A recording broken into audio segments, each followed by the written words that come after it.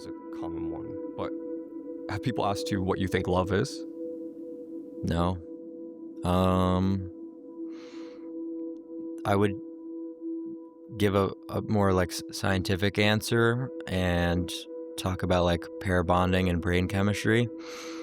So, but in terms of defining love as like an intangible thing, that would be a little bit more difficult because it's just not how I think about things or process information. Clavicular is a boy who uses his intellect as inch-thick rubber gloves. He wears them whenever he has to handle the world, to protect himself from anything raw or real. But the problem with rubber gloves is that after a while you forget that you're wearing them. So he walks away from every encounter believing that the world is made of plastic. Hey, Dad? Yeah. Why are you like, giving me all these different problems? I'm asking you to go to sleep since you've been up for 40 hours straight. Dad, I'm trying to make money. Who cares about money? I don't want you to die. I'm telling you, if you take like 5 milligrams of meth orally, that'll do way less for you than one Adderall pill. And so when you factor it in like that, it's like, what are you really scared of? Ascend or die trying. There is literally no point in living if your life's going to be miserable. There's no point. Do you think that I'm doing this shit as a fucking form of entertainment when I have to stay up for 3 days in a row, high on crystal meth, right? Trying to suppress my appetite and get hollow cheeks. You're tired of being invisible to women, tired of getting rejected, and tired of watching other guys who won the genetic lottery take what's yours, then pay attention. I'd say the average person that you meet who's like an enjoyer of sports, who drinks beer, for example, let's go have a beer at the pub and watch Sunday football. Like, that's the worst thing that you could do. Like, you should be on PubMed reading various different studies on how you could looksmax. You don't think there's any value in like social interactions with people? I wouldn't say people in general. For a man who claims to have found the key to fulfillment and will sell you it for $49 a month, he sure seems miserable. But why? Clavicular, like the rest of us, needs to connect and relate to other people, but is unlucky enough to be born with the kind of brain that struggles to do exactly that. I'm gonna go take some tren real quick. Because I want to raise my libido. And it also makes me like kind of low inhib, Yeah, alright, so see you guys later. Nice to meet you. Aw, dude, I'm so bad at talking to people. On God, I'm gonna kill myself. He has mentioned that he thinks he might be autistic, and he frequently admits how difficult he finds human interaction. Yeah, because my social skills are quite dog shit. So sometimes it's just like, I kind of need to, unfortunately, drug max to be able to fit into like the neurotypical world. So you don't have to think for more than a few seconds to figure out where his obsession with looks, money, and status comes from. They're essentially the lifeboats that will save him from his loneliness. At least that's the idea. But like I said, he is a master of using his intellect and abstract thought as rubber gloves to insulate himself from reality. It's the main thing you feel like the mainstream media gets wrong about you that you really feel like needs to be rectified? That looksmaxing is from a place of insecurity. That is true for a lot of people, but that's not universal. Like, you could just encounter all of these different studies that I'm referencing from like online dating apps or, stuff with looks correlating to higher average incomes and decide, oh, it makes sense for me to dedicate my time to looksmaxing because you calculate the ROI. To translate what he just said, other people looksmax because they're insecure, but not me. I looksmax because I'm an objective, rational agent who calculates the ROI. And I never allow my judgment to be clouded by messy human emotions like those weak normies do. Except the conclusion of his objective rationality is to do crystal meth every day so that he'll be wanted by people he doesn't even like. Absolutely. Like, I don't think that the modern world is one that I like to live in at all. The result of his intellectualization is, of course, an incredibly sterile personality, similar to Patrick Bateman from American Psycho. But why the need to intellectualize to begin with? Why does he need the rubber gloves? I don't have to meet him to know that somewhere, tucked away in the back of his mind, is the idea that if he becomes handsome, rich, or important enough, then he will finally earn love. There's many problems with this idea, but he can't see them. Instead, he considers the whole plan to be quite watertight and, in the final analysis, his only viable route to salvation. The biggest of these problems is that he does not see the true purpose of his pursuit, and in his blindness, substitutes for it the means, and comes to feel, with an honest heart, that looks, money, and status really are the end goals of life, that they are in and of themselves valuable, and not merely a form of human bait. Looks and the money and the Looks, money, status. and It's a triad. yeah, all of that, they can be nice, but all of those are for flourishing. If these three metrics are increased, what you're able to accomplish goes up. Would you agree with that? If you're better What looking... do you mean by accomplish? Like just Like as you can like as make more general- money, just as but general. that's a truism, right? You say if you make more money, you can make more money. Yeah, duh. Looks, money, and status are very much like the bait that fishermen use, except instead of fish, they promise to attract love, respect, and admiration. But the fisherman who eats his own bait, instead of using it to catch fish, soon becomes hungry. And as his hunger grows, his strategy crystallizes, and when he eventually starves, he will say it was because there was no fish in the sea. Clavicular refuses to acknowledge the true extent of his need for love, respect, and admiration, but cannot stop himself from chasing the looks, money, and status that's supposed to get it, so comes to believe that those means really are the ends in and of themselves, and so they become his gods to which he is so evidently devoted.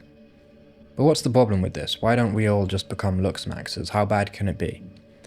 Well, this lonely hyperfixation on the attributes that promise to end your loneliness creates a kind of slippery slope in which fixating on growing your looks, money, or status, or as Clavicular calls it, ascending, creates a stiff, rigid ego.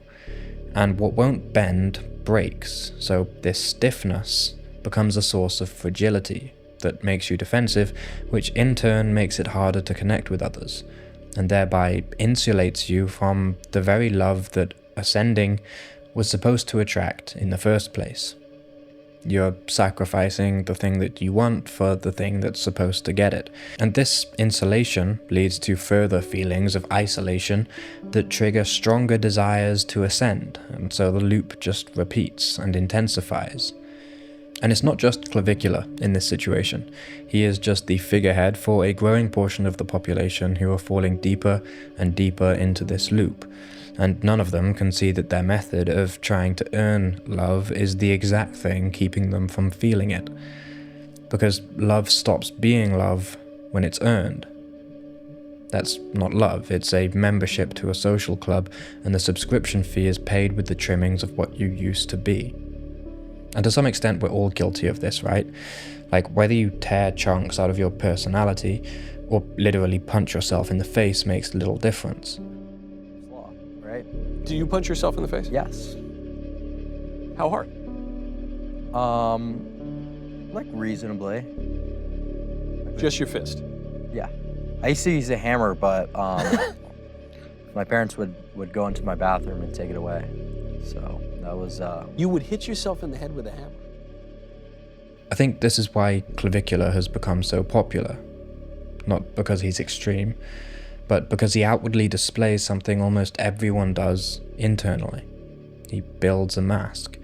And perhaps the ultimate goal is not even to convince others that your mask is you, but to convince yourself, so that you might forget about the vulnerability of the soft flesh underneath. This is why so many people publicly hate Clavicular so loudly. It's a way of signaling that they are different from him, and they feel the need to do so because they know that they are the same. It's just that they don't want to be found out. These mask wearers recognize in Clavicular the most audacious of their kind, and their hate for him is the first step in a PR campaign to distance their brand from his. You can tell when you meet somebody who is heavily invested in their mask, because you quickly feel pressured to participate in their self-image, as if you're suddenly an extra in an improvised play you didn't sign up for. You quickly get the sense that any deviation from your unwritten script might make them snap, because, unbeknownst to you, they have made you into a cog in the machinery of their emotional regulation. Such people need you to help them carry the weight of the love they cannot give themselves, so they are exhausting to be around.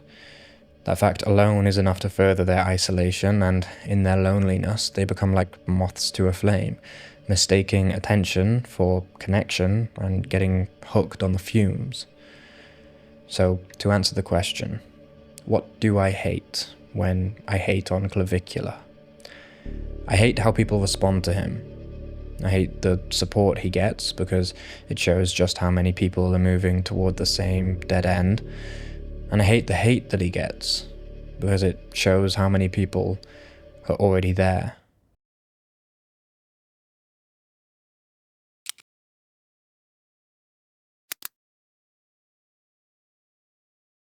We were all raised in an exceptionalist culture that deifies outliers and desecrates the normal person. So from a very early age, we've all been internalizing the idea that we are either exceptional or shameful. And we never get exposed to the other side of the story, the side that says, in most cases, people don't become exceptional accidentally, but because they feel they have to. And to feel as though you have to be exceptional is a sign of illness, not health. That feeling that we need to be rare is, ironically, one of the most common sentiments. Now, I'm not saying that that sentiment is bad because it's common. That would just affirm the values of exceptionalism. What I'm pointing out is that it even fails according to its own definition of success. It totally undermines itself. In Clavicular's case, his need to be spotless is his biggest blemish. Exceptionalism is an enemy to self-love because it's pregnant with the snobby implication that ordinary people suck. It's easy for us humans to use our big brains to tie ourselves in knots and end up quite confused, so perhaps a good rule of thumb is this. If a philosophy tells you that almost everyone is worthless, then that philosophy is worthless. Unfortunately, exceptionalism is only one of the many cultural ingredients that went into producing the popularity of Clavicular and the black pill. The second ingredient is learned helplessness. That's the right's job. I don't really have a lot of hope. That's why I'm someone who's saying, yeah, individualism is good, adapt to the society that we live in, because that's the highest chance of success. Adapt to this, but hold on, you're saying the society is getting more degenerate. Mm-hmm. Adapt to the society, but also don't be degenerate. You see the conflict between those things. Who's saying don't be... You're saying to be degenerate.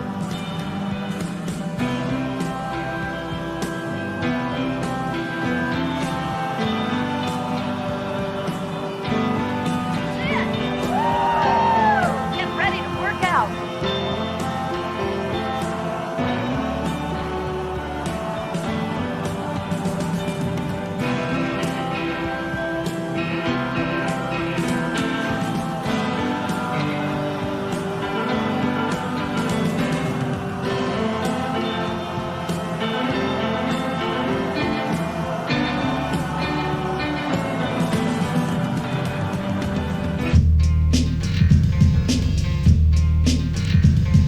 Clavicular is a boy who has been handed a world that seems too big to change.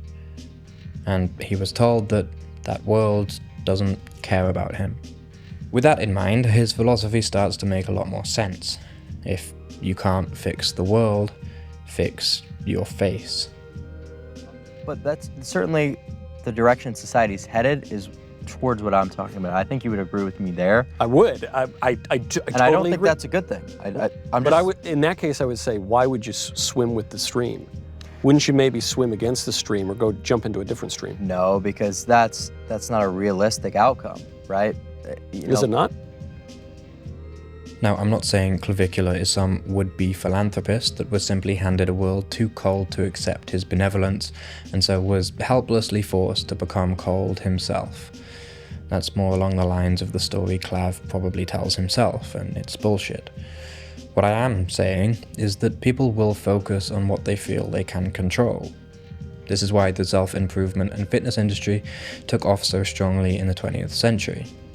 Self-improvement is very much the new religion, and in some sense, looksmaxing just takes it to its worst logical conclusion. It's selfishness as a religion, and its first commandment is, the world doesn't care about you, so you should not care about the world. Is he dead?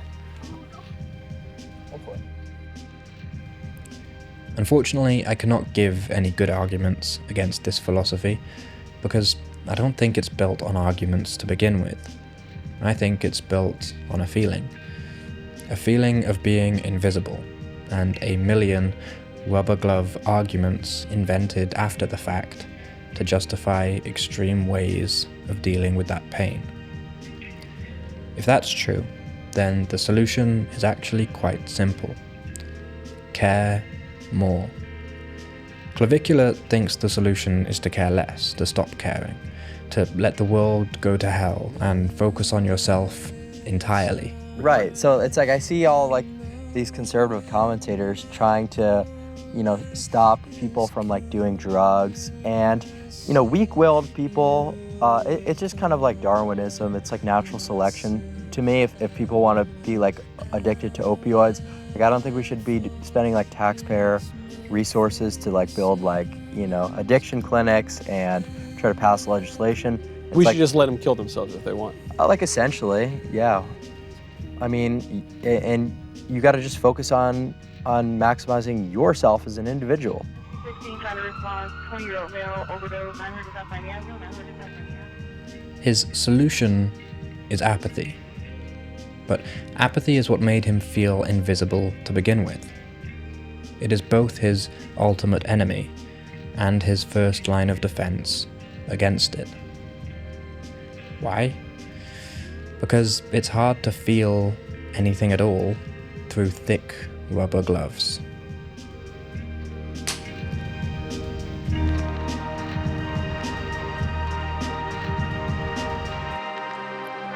In this chat, can I just say, this isn't a criticism, but you don't give off this sense that you're incredibly happy and fulfilled. I'm wondering, Clav, do you live a happy, fulfilling life? I would say for the most part I do. I just generally don't want to be doing this right now. I had something else I had to do. What am I keeping you from? I wanted to go to a club